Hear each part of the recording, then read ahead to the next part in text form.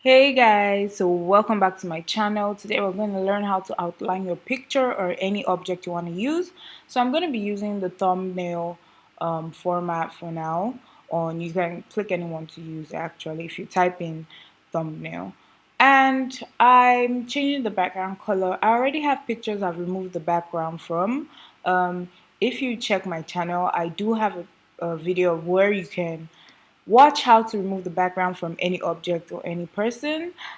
So yeah, I'll try and add the link to this video.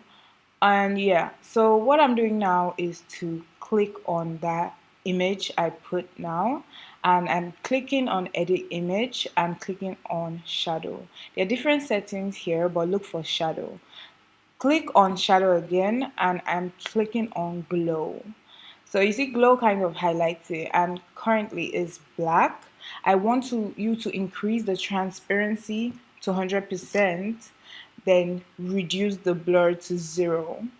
And you can change the sizing of the border around your object or person, and you can change to any color. Right now I started with cream, but I'm going to settle for white.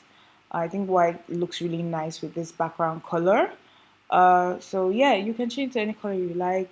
You can add more objects and add the same effects to the object.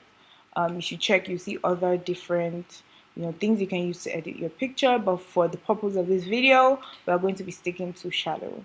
So don't forget, when you get to Canva, you click on your image, you click on edit image, then you click on shadow, and the properties, under properties of shadow, you can change to any color.